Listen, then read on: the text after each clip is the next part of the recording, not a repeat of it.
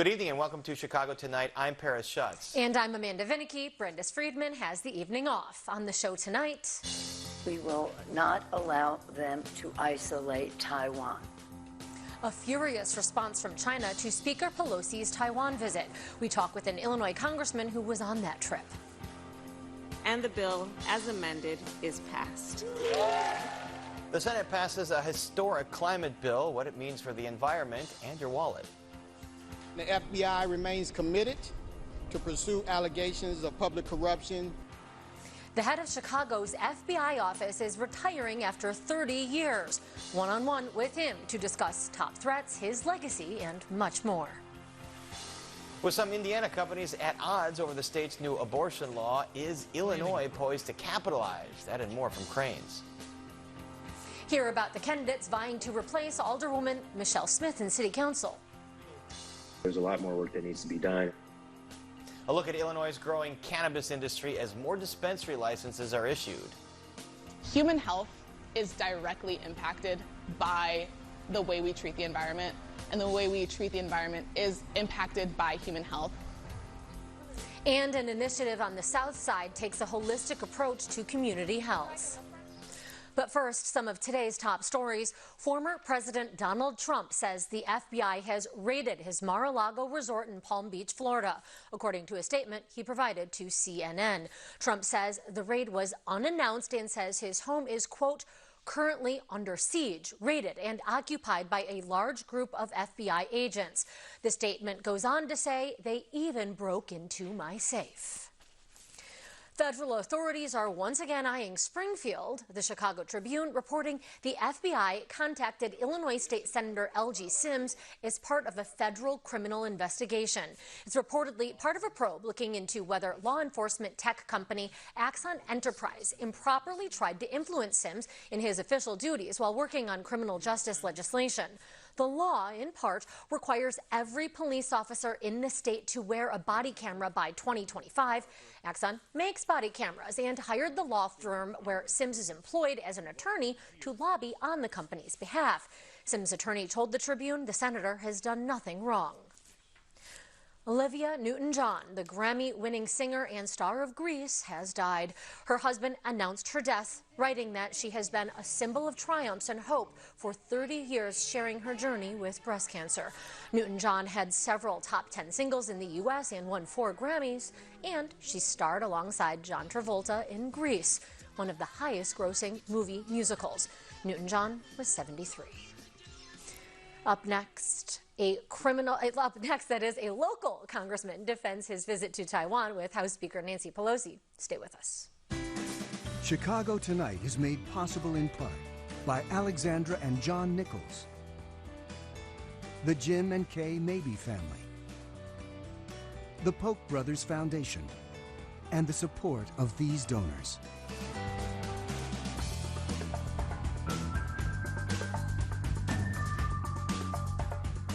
China has extended air and naval military exercises near Taiwan. This after a controversial visit by a U.S. congressional delegation led by House Speaker Nancy Pelosi. Here's what she had to say when addressing criticism of her trip to a place China considers a breakaway province. Our friendship with Taiwan is a strong one. It is bipartisan in the House and the Senate. Overwhelming support for peace, the status quo in Taiwan. And joining us is another member of that delegation that was on the trip, Illinois Congressman Raja Krishnamoorthi. Congressman Krishnamoorthi, welcome back, and thank you for being here.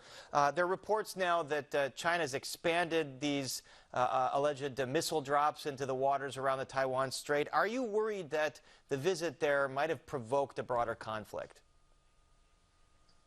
Well, you know, this type of provocative behavior unfortunately happened long before we went to Taiwan, and it's happening now. It's irresponsible and reckless.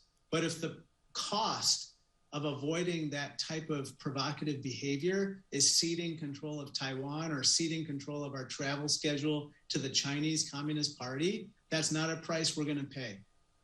And tell us your impressions of Taiwan when you were there and what was accomplished on this mission.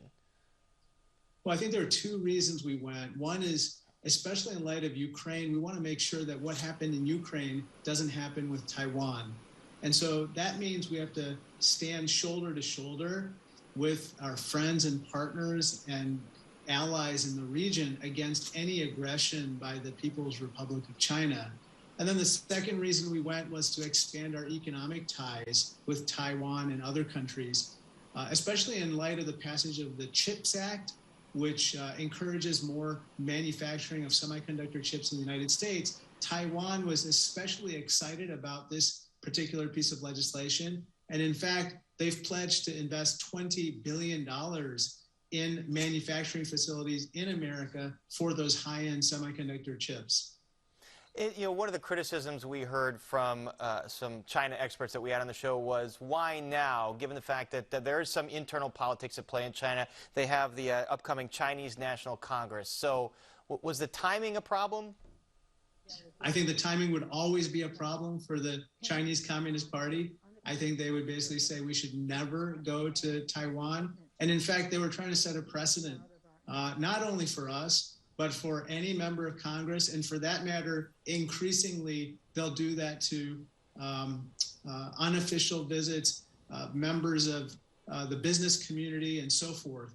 And so, again, it's about control, Paris. They want to have complete control over what happens with Taiwan, and they want to strangle that democracy. And under the Taiwan Relations Act, we are legally obligated to support Taiwan in its self-defense.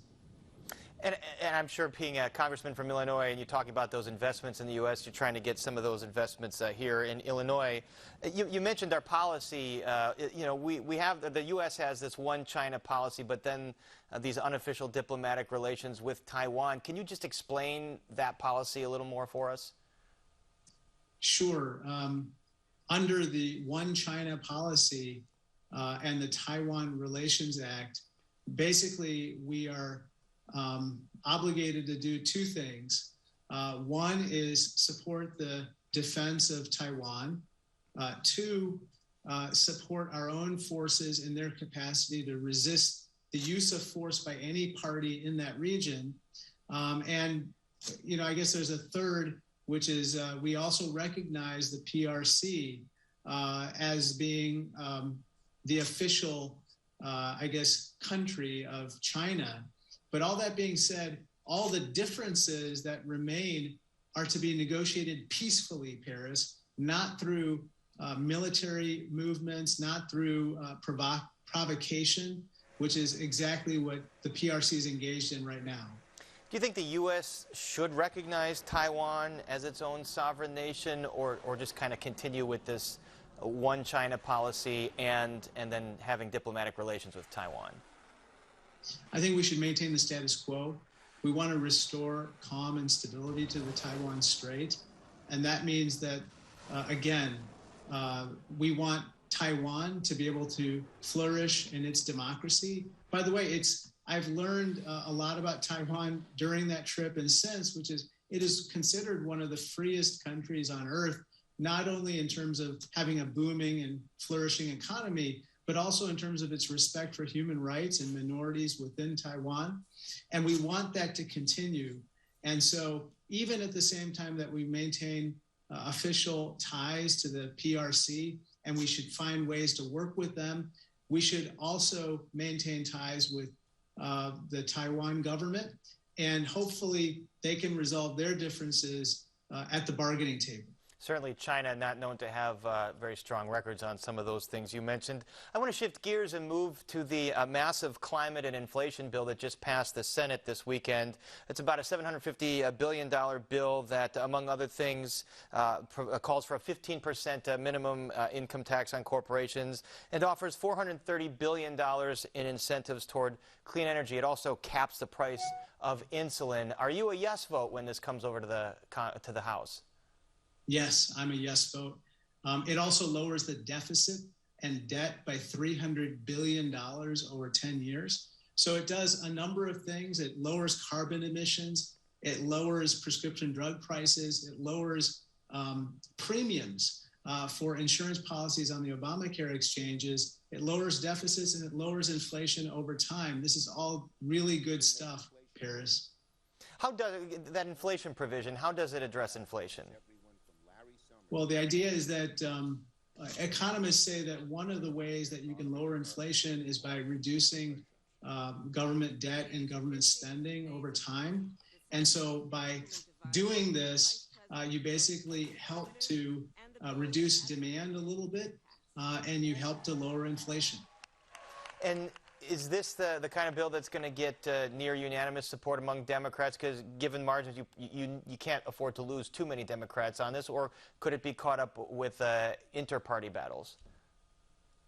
I have a good feeling about this. I think that we are going to get to a near unanimous vote on our side.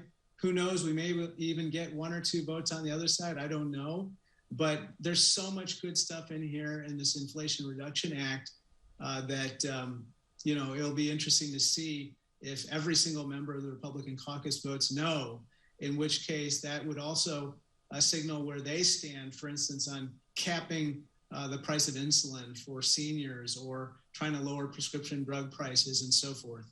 And I'm sure a lot of stuff in here that Democrats are looking forward to running on for the November general election. Recent polling shows Democrats have a slight edge in terms of their approval rating for maintaining control of Congress, although will that be enough, I mean, given the way districts are drawn, to not lose the House to Republicans?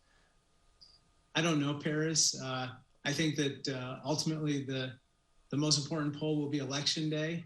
Until then, we'll be running like we're 10 points down, and we should because this is a challenging year, and we have to do everything we can to get people out to vote, and of course to convince people that it's better to have Democrats in charge of the House. I think that, and the Senate, and I think that this Inflation Reduction Act, along with passage of the CHIPS Act, along with passage of the bipartisan infrastructure bill and the gun violence reduction bill, shows that we can get things done. We need to get things done, and it's better to do that than to end up relitigating 2020 or talking about how we can strip women of their reproductive freedom or get rid of gun control measures and so forth.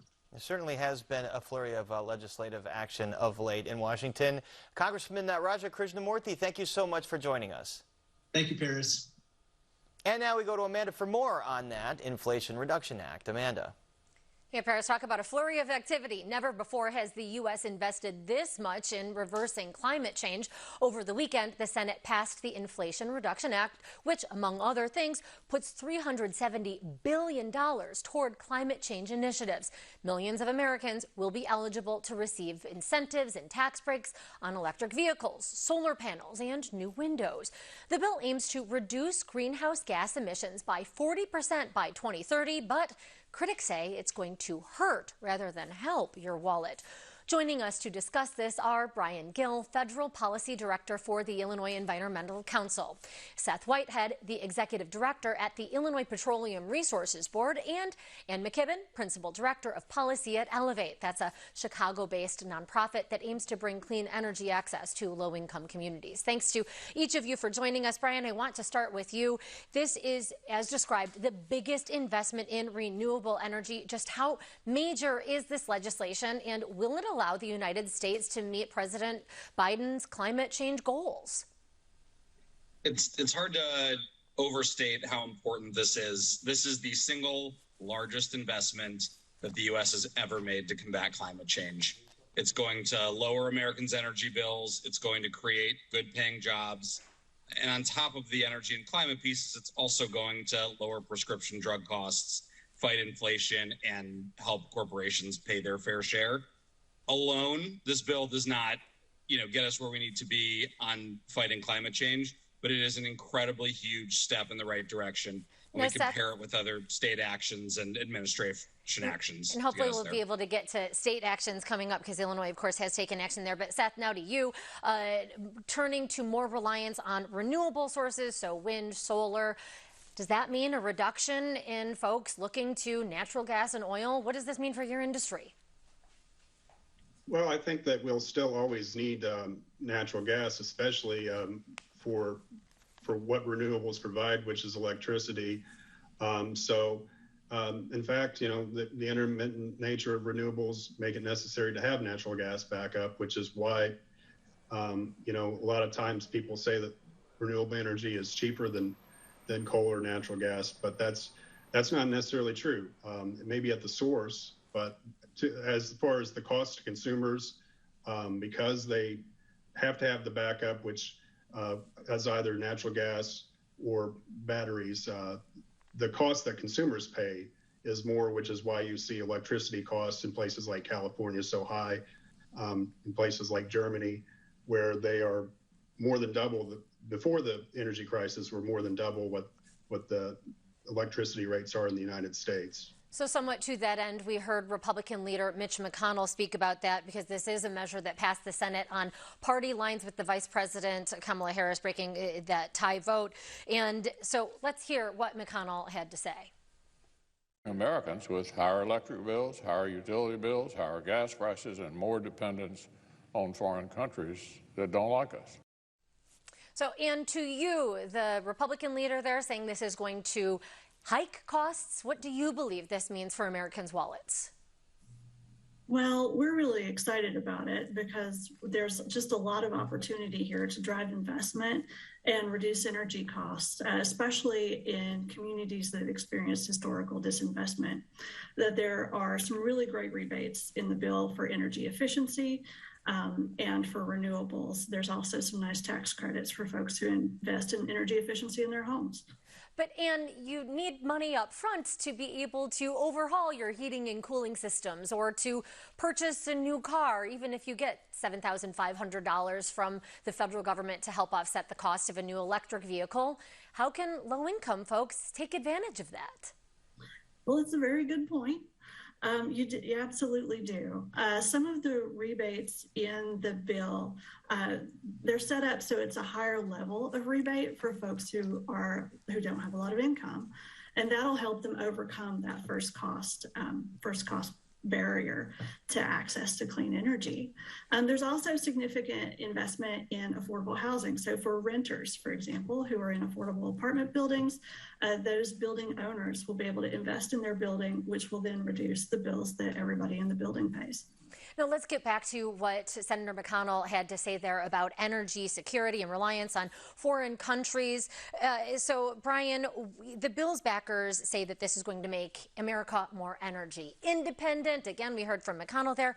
Which is it? What does this mean for the United States energy security? Yeah, I mean, the minority leader saying that this is going to increase carbon emissions and decrease our energy security is just simply false. We are headed towards renewable energy as the necessary primary source of energy for consumers. We are headed towards electric vehicles as the primary source of transportation. And so we totally disagree with what Senator McConnell says about those pieces. Seth, I'd love for you to jump in there and perhaps also offer to us what is a more sustainable path to addressing climate change from your perspective. Well, I hear that a lot, that wind and solar can make us energy independent in electric vehicles, but the fact is the vast majority of the materials, the minerals needed for the batteries and the components for electric vehicles, solar panels, wind turbines are sourced from other countries, and most predominantly China. And the last thing we need is to be dependent on China for these materials, these raw materials. Now, it's worth noting that environmental groups in the United States vehemently oppose the mining that is needed to basically source domestically the transition they want. So you really can't have it both ways. We need to have an all of the above approach, really, to pull this off. And one thing that we'll have to do is to produce the materials we need for traditional energy and for renewable energy here in the United States as much as possible. And right now, that's not happening, so at least on the renewable energies front. Back to you, Brian, because as we noted earlier, Illinois did pass the Climate and Equitable Jobs Act legislation, but already there are concerns about rolling brownouts, particularly in southern Illinois, due to closures of coal-fired power plants. Is this going to exacerbate that? No, this doesn't change the industry overnight. It doesn't do it immediately. There is a plan in place, especially as you mentioned, Illinois last year passed the Climate and Equitable Jobs Act, which helps kind of sunset some of these coal plants and helps us provide a just transition for communities, for workers, to transition over to renewables as the primary source. So there's provisions in place, there's guardrails in place to make sure that that doesn't happen. And then finally, also, Brian, do you believe, can this work without political buy-in from states with economies that are particularly reliant and linked to the fossil fuel industry? There's certainly a certain amount of kind of states action that needs to take place for us to hit our kind of top tier climate goals. Again, Illinois has been one of the leaders in this space last year, passing the most equitable climate law and clean energy law in the country with the Climate and Equitable Jobs Act. However, other states do need to take more action and take on more of the burden. But this is an enormous step. It sets a huge example, as the federal government should do, in pushing states and incentivizing states and companies to take those steps necessary. And of course, this does still await a vote from the U.S. House. Our thanks very much to Brian Gill, Seth Whitehead, and Ann McKibben. Up next, taking a holistic approach to community health. Stay with us. We've made it. Justice Jackson's appointment to the Supreme Court provides a beacon of hope. Black women are underrepresented. We still rise. We still show up for one another. It's us investing in the next generation and giving them something to enrich the next generation with.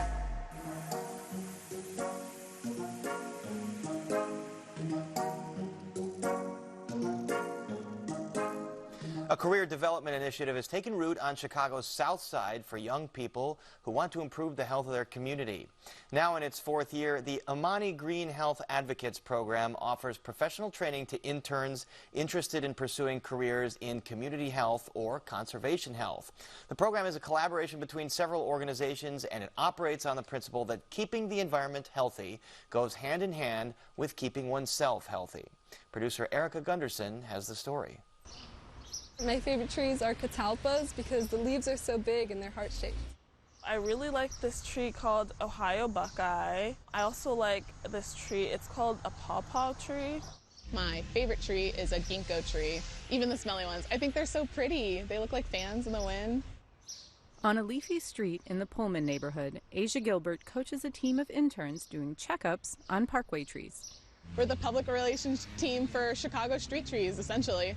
Typically, we spend our days assessing street trees along Chicago parkways and logging their health metrics.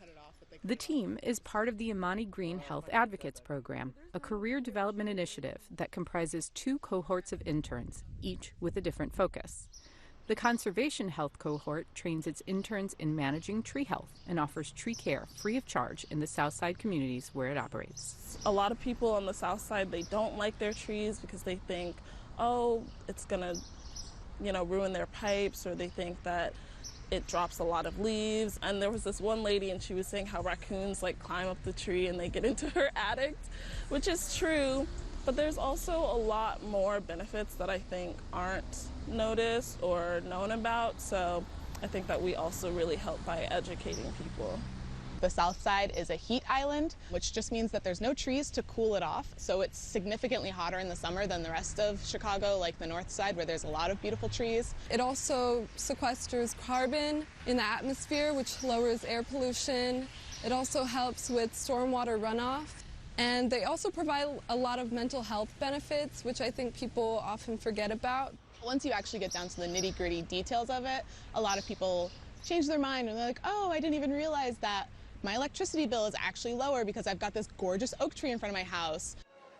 The second group works to improve community health through programs like Food Pharmacy, which twice a week distributes fresh food to people with chronic illnesses like hypertension and diabetes.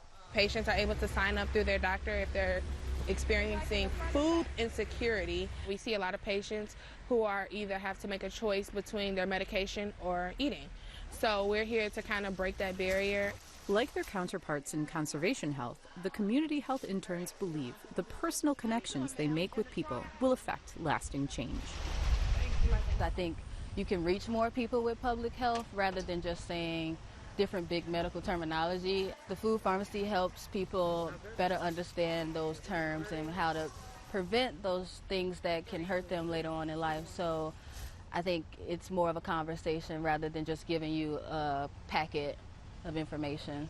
And they say working towards both environmental health and community health creates a natural connection. The environment is facing so many different problems right now, and it's going to immediately affect the health of people of color in low-income areas.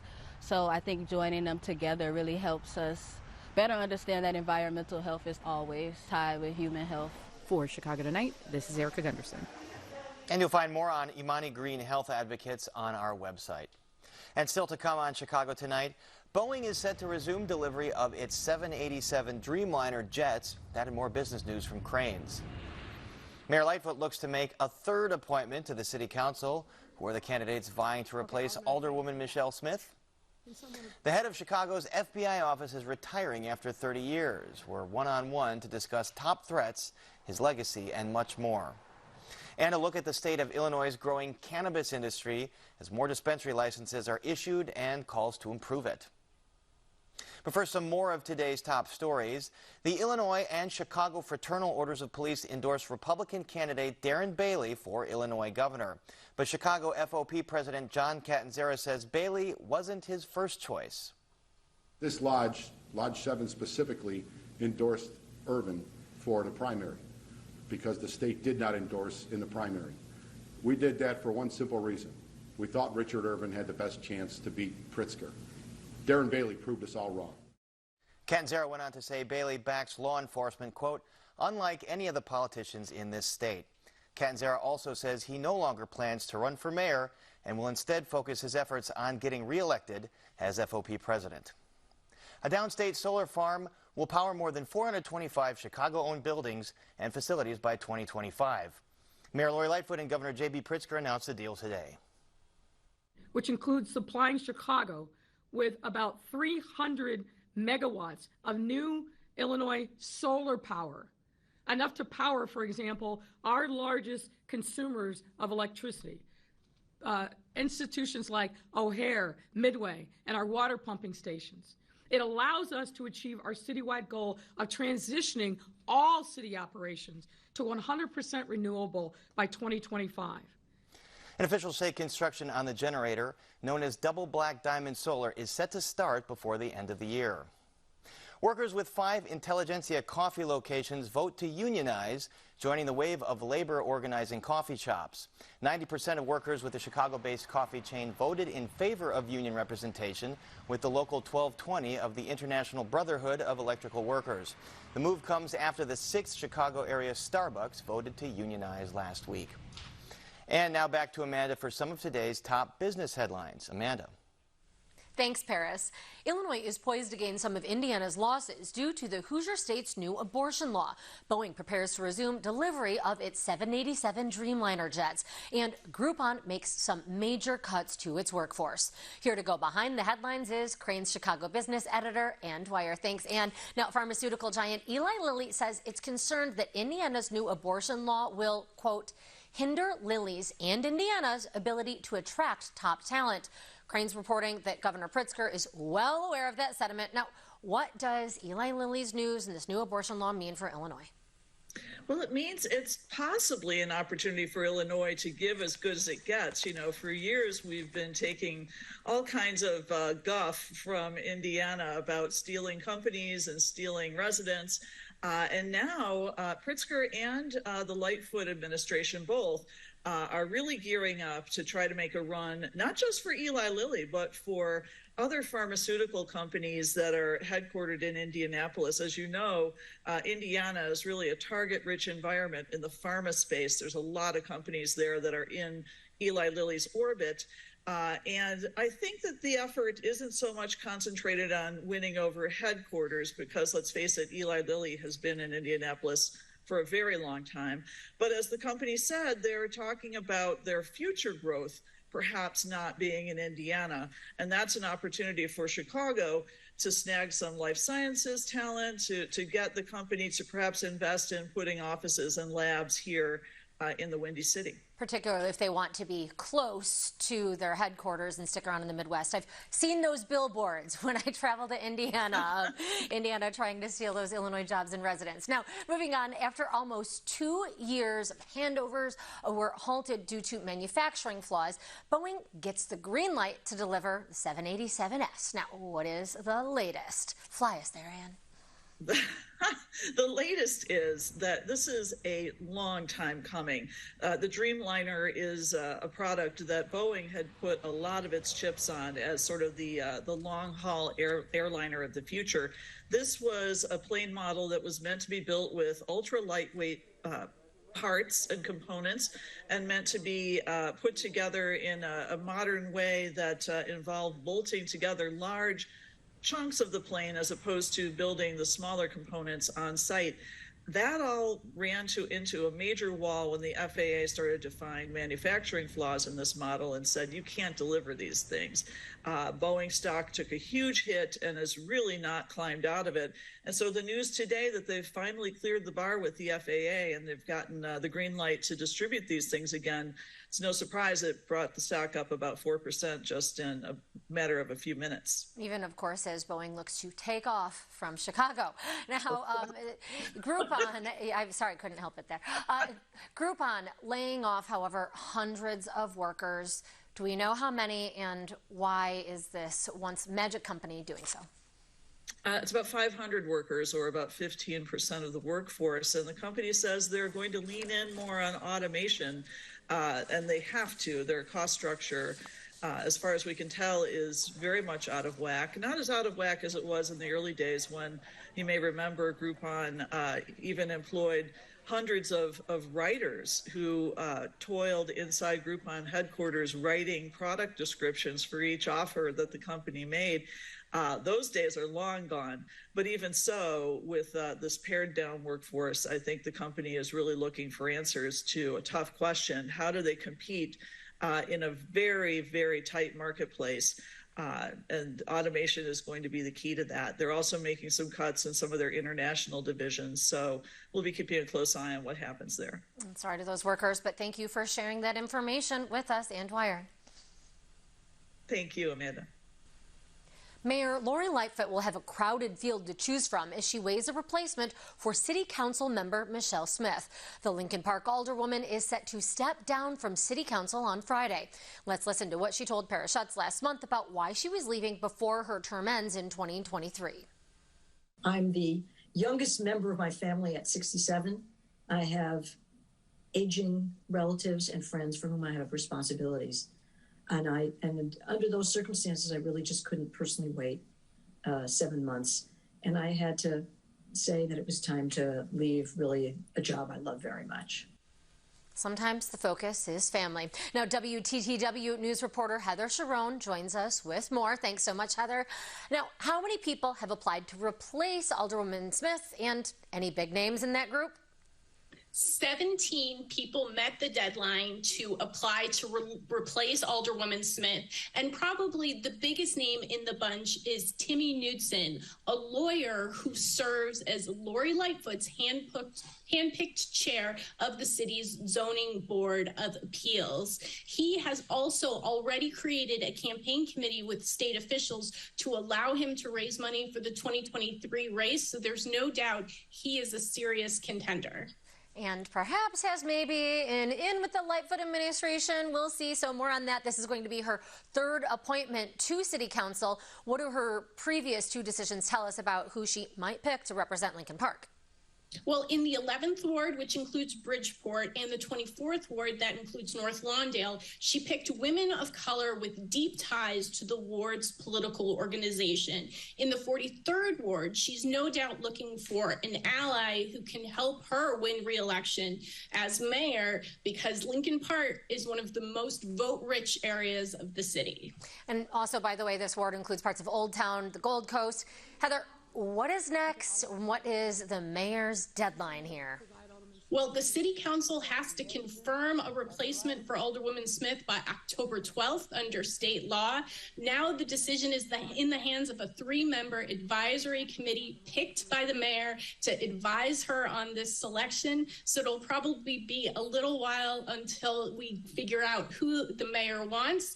The city council remains in its August recess until September. So an advisory committee, the mayor will pick from that, but doesn't have to. Advisory, key word there. Thank you so much for all of that information, Heather, as ever. Thanks, Amanda.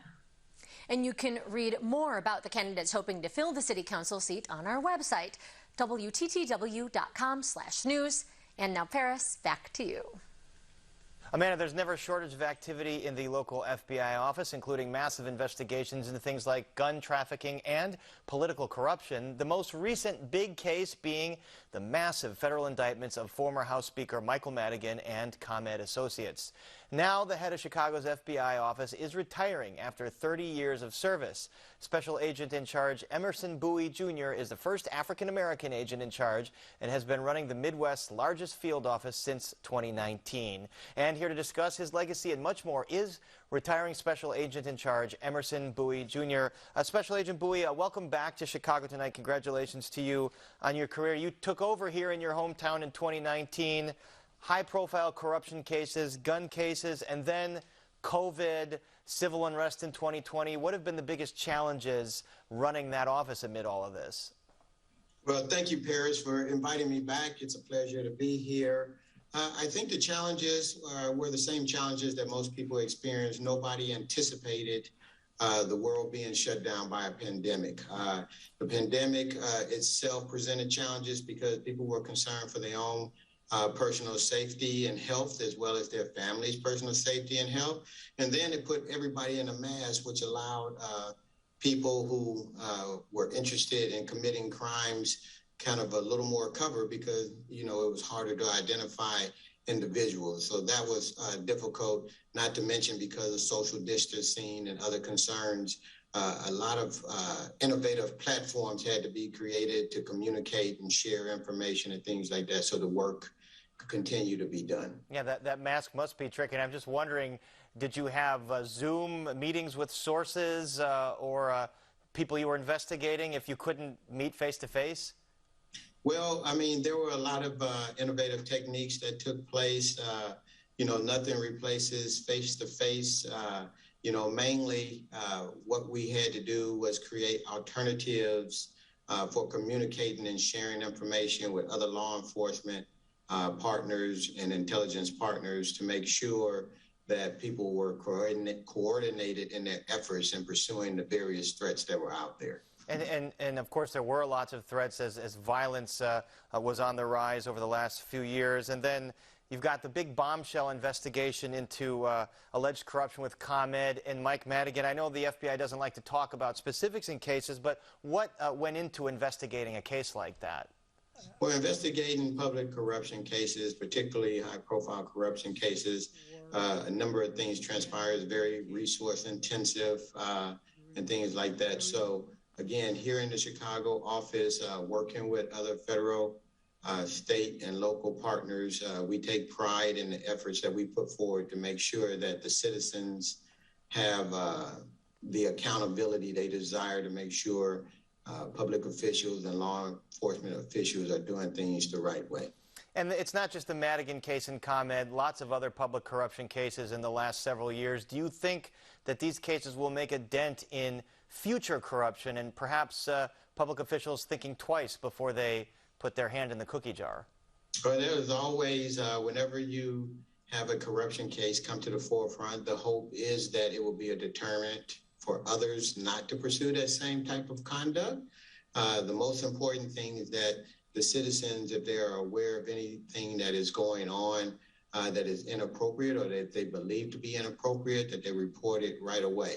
No one in law enforcement, no one that is taking their oath serious in politics wants anyone doing anything inappropriate. And in those situations where there are allegations, believe it or not, you have support across the board for those individuals to be pursued, to either validate the activity and take the appropriate action or invalidate the activity so that no one's reputation is harmed seriously by those allegations. We mentioned the myriad gun cases and violence cases that the FBI has investigated, gun trafficking cases, gang cases. Explain to our viewers what the FBI brings to the fight against gun violence in Chicago. Well, the FBI brings a number of things. Particularly, we bring a federal toolbox that incorporates a lot of different techniques and abilities to the table that state and local law enforcement may not have. The FBI is not bound by the city jurisdiction or the state jurisdiction because we're a transnational organization. And then, and also we have outreach into the international community as well. So that allows us to not just go after the immediate threat, which is the individuals committing crimes in your particular city, but it allows us to go after the individuals that may be supplying illicit guns or illicit drugs to the city through a chain in a number of other states or other countries. So we bring that capability. We're also the only organization in the world that has both intelligence and law enforcement authorities, which makes us unique as well because we're able to process information on two fronts, which makes us even more effective in how we do our business. I know the FBI and DOJ has gone after cartels, even El Chapo Guzman.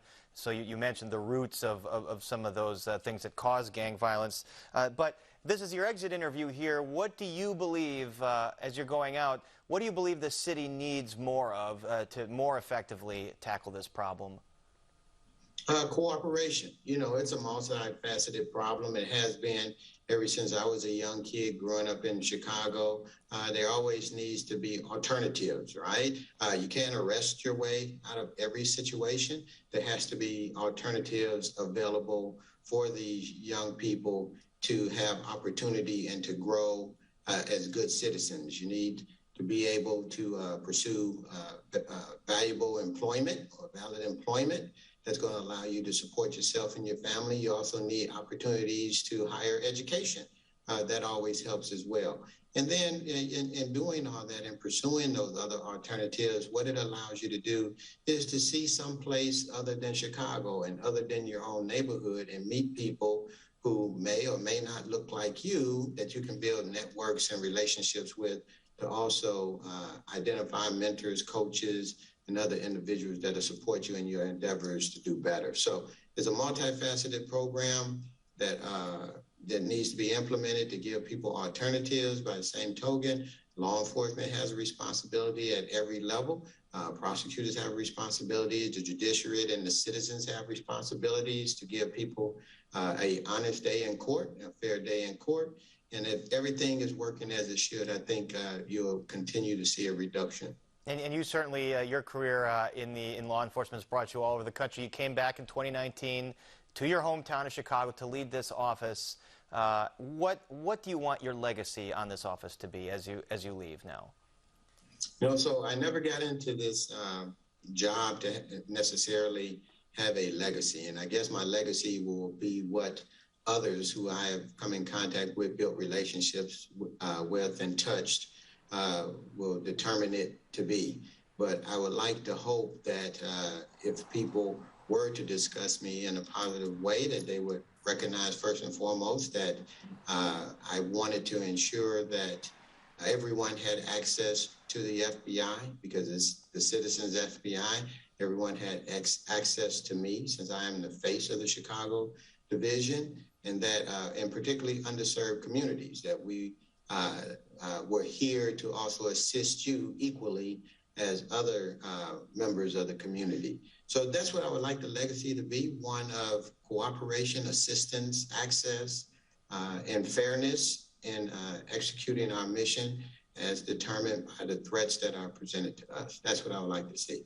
It was a blessing to be able to come home and also be recognized as the first African-American to serve in this post. It's also a huge responsibility because I wanted to always make sure that I was presenting the best example for the people who I hope to see come after me. The 3rd, the 16th, the 30th, or the 100th African-American or another person of color or minority that would have the opportunity to serve in this post, because we have a multicultural city, and I think everyone should be able to see someone that represents them in their culture and their race in this post, to give them inspiration to also do good things and pay forward and bring people forward. All right, quite a distinction to have, being the first African-American in that post. You'll always have that. Congratulations to you, and thank you so much again, Special Agent in Charge Emerson Bowie, for joining us.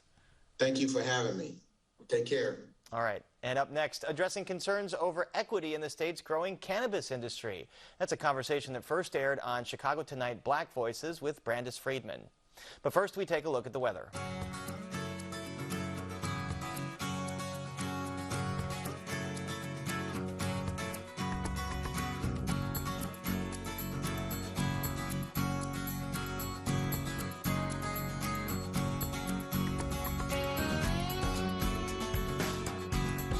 Illinois Governor J.B. Pritzker issues a second round of conditional adult use cannabis dispensary licenses. That brings the total number of issued licenses to 177. The applicants, all of whom qualify as social equity applicants, have 180 days to obtain a physical storefront location and the full adult use dispensing organization license. According to the state, of the businesses selected for licenses, 41% are majority black owned, 7% are majority white owned, 4% are majority Latino owned, and 38% did not disclose. The Pritzker administration says these licenses, along with efforts to expunge the records of anyone arrested or convicted of cannabis violations in Illinois, are steps toward making the fledgling cannabis industry a more equitable enterprise. Joining us are Akili Parnell, CEO of Umi Farms and board member of Chicago NORML, which organizes to reform cannabis laws; Brandon Williams, supervising attorney of criminal records at Cabrini Green Legal Aid; and Illinois Deputy Governor Christian Mitchell. Gentlemen, thanks to you all for joining us. Deputy Governor, let's start with you, please. The rollout of cannabis licenses in Illinois could fairly be argued as having been a bit bumpy. How would you say the process has improved from when we started versus where we are right now? Well, we've reached a really exciting day, Brandis. Thank you for having me on the program, for highlighting this issue. We're now at a place where the 185 licenses we were supposed to issue in the first wave, 177 of them are out. And as you said in the opening, 41% of those are going to African Americans and another percentage to Latinos and other folks of color. That instantly makes us the most diverse industry in the country, with 30% of our owners becoming people of color. That's a big deal. And when you add to that more than 500,000 Illinoisans who have seen their records expunged, their convictions expunged, and can now start a new life with those collateral consequences, it's a really big day. We obviously wish that day could have come sooner, but the good news is, because our revenue and our sales doubled between the first fiscal year that we had cannabis legal and this year, it shows that there's market share that these entrepreneurs are going to be able to take advantage of, and we're very excited for that. Akili Parnell, as a social equity applicant, what's your experience been thus far? Yeah, we're excited that the licenses have finally been issued. You certainly appreciate all the support and the hard work that lawmakers and regulators have done and put in to get us to this point.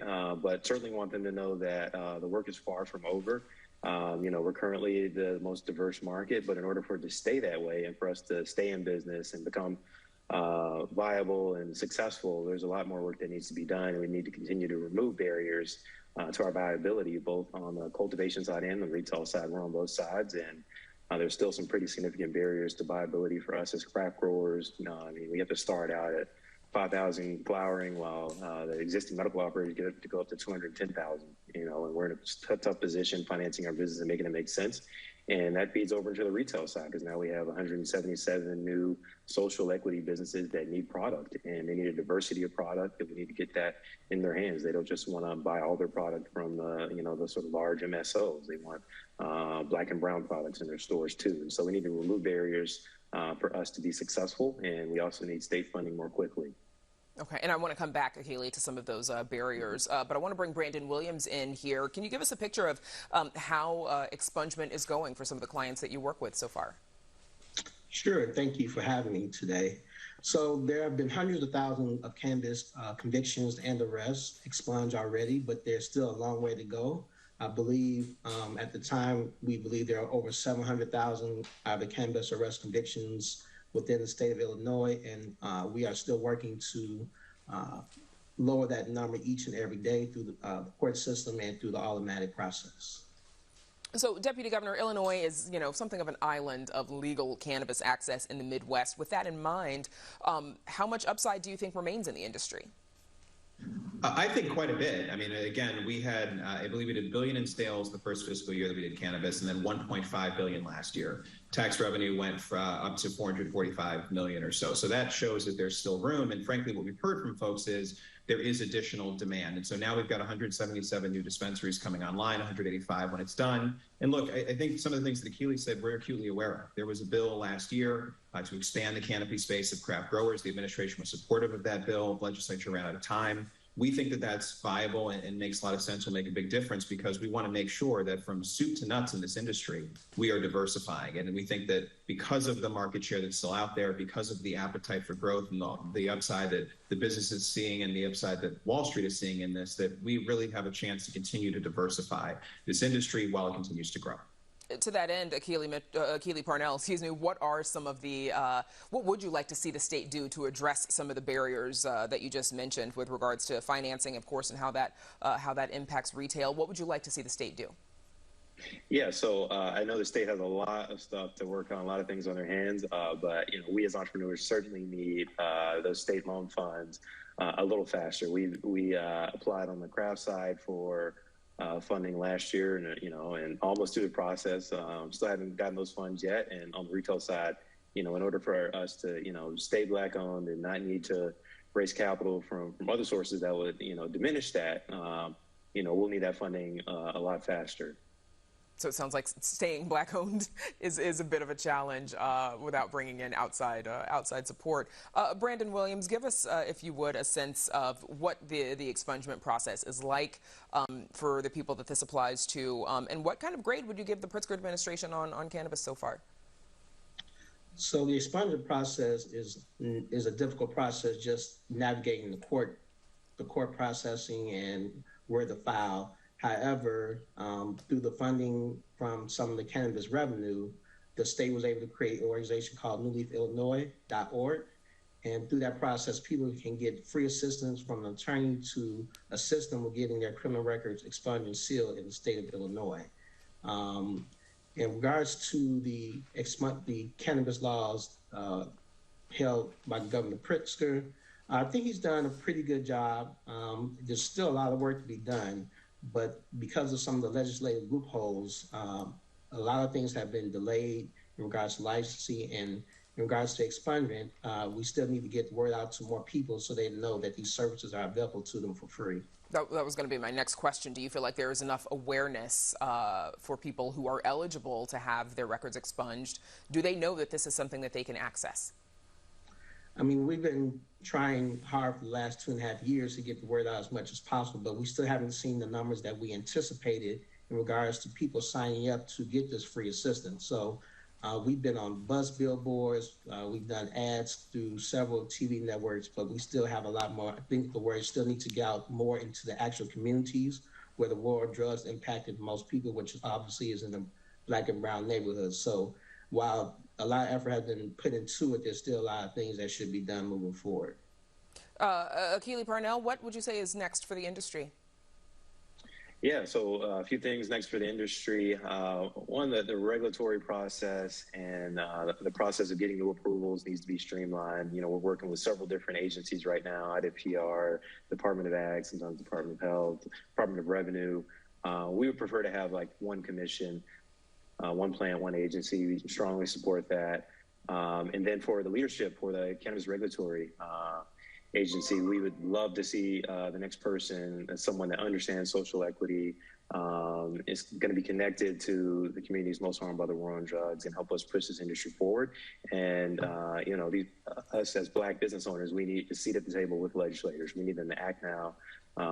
This is an amazing market opportunity, but that window of market opportunity only stays open for so long. And so we really need to act fast. There needs to be some changes to the law, some changes to the regulations, and that needs to happen as soon as possible, if not this fall. Okay. A lot of work lies ahead for everyone. We'll have to leave it there for now, though. Thanks to the three of you, Brandon Williams, Deputy Governor Christian Mitchell, and Akili Parnell for joining us. Back to wrap things up right after this. Chicago Tonight is made possible in part by Alexandra and John Nichols, the Jim and Kay Mabey family, the Polk Brothers Foundation, and the support of these donors.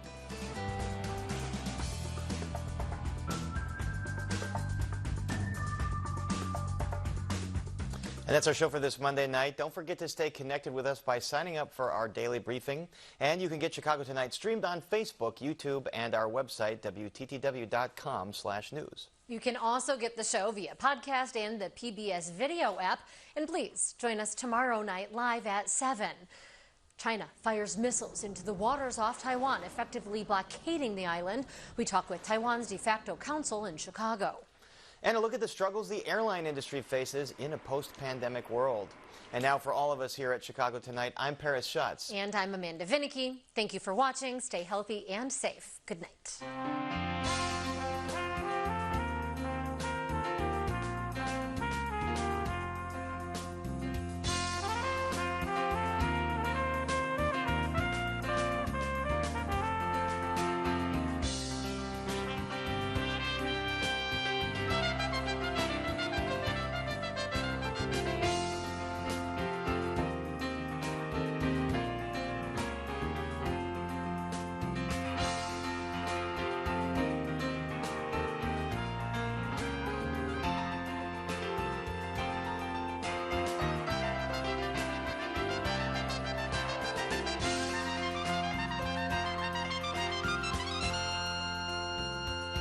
Closed captioning is made possible by Robert A. Clifford and Clifford Law Offices, a Chicago personal injury and wrongful death firm, and proud sponsor of programming that offers advice and strategies to enhance the physical and mental well-being of fellow